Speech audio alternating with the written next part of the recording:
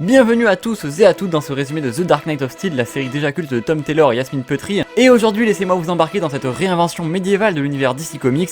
Bienvenue sur la Terre 118, bienvenue dans The Dark Knight of Steel numéro 3, le grondement de la tempête.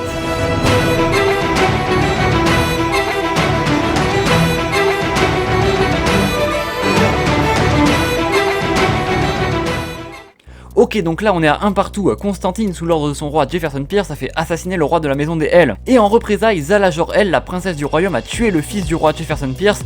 Ouais, c'est une grosse ambiance pour le moment. Ça va pas tarder à partir en couille, sérieusement. Et l'épisode commence avec un jeune astronome nommé Jimmy Olsen qui observe une mystérieuse météorite verte tombée du ciel.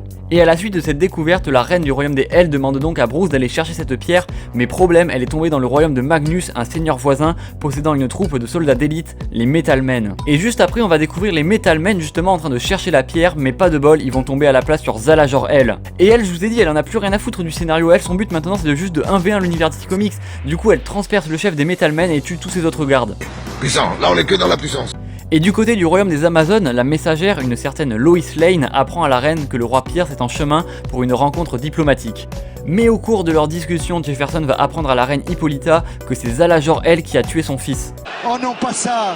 Et là, Diana, qui est donc la fille de Hippolyta, mais aussi la petite amie de Zala Jor-El, elle en croit pas ses oreilles, elle est complètement choquée. Les deux, ils vont s'énerver parce que du coup, forcément, elle la traite de menteur, mais Jefferson va leur rappeler que la prophétie risque d'arriver. Prophétie qui, je vous le rappelle, dit qu'une menace venue des étoiles va mener à leur fin à tous. Et Hippolyta, elle a bien conscience de cette prophétie, du coup, elle garantit à Jefferson que si guerre il y a, elle se rangera de son côté. Sauf que là, Diana, elle prend ça comme une trahison, elle qui est du côté des Hells, enfin, ça, cette phrase n'a aucun sens, et bah du coup, elle va s'énerver contre sa mère et finira même par partir pour le royaume des Hells, persuadée que Zala n'aurait jamais pu faire ça. Et pendant que le roi Jefferson Pierce et ses sujets sont sur le chemin du retour, c'est très dur à dire comme phrase, et bien la vigie va se mettre à hurler. Les gogos. Sauf que là, c'est bien pire que les Gaulois, c'est encore Zala Jor-El qui se dresse devant eux.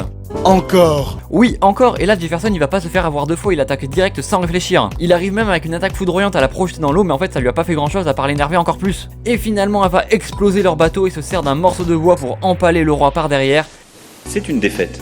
Je vous ai dit qu'elle s'arrêtait jamais, putain. Elle a tué plus de gens qu'il n'y a de morts dans le MCU, enfin ça n'a absolument aucun sens. Et juste avant de mourir, le roi va demander à Constantine de ne pas laisser tomber ce monde aux mains des Hells, et le prévient que dorénavant, Anissa, sa seule fille, sera la reine du royaume des tempêtes. Et de retour du côté des terres de Magnus, on retrouve Batman qui cherche la pierre mystérieuse.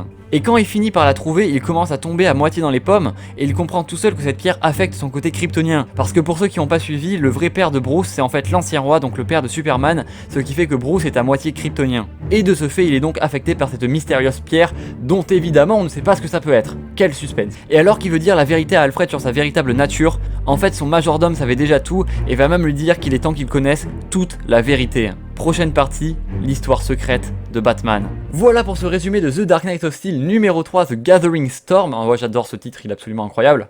Voilà, n'hésitez pas à me dire ce que vous en avez pensé, n'hésitez pas à me dire que vous êtes chaud pour faire la suite, n'hésitez pas à me donner des idées d'autres séries à résumer qui sont assez cool parce que c'est vrai qu'il y a plein de trucs, mais après c'est vrai que c'est du temps, donc voilà, n'hésitez pas à mettre un petit pouce bleu évidemment, à vous abonner, on est bientôt 3000 sur la chaîne, c'est assez stylé, en tout cas merci beaucoup d'avoir écouté la vidéo et sur ce je vous dis à très vite pour de prochaines vidéos, et surtout, n'oubliez pas de regarder le coton 3, c'est l'autoroute.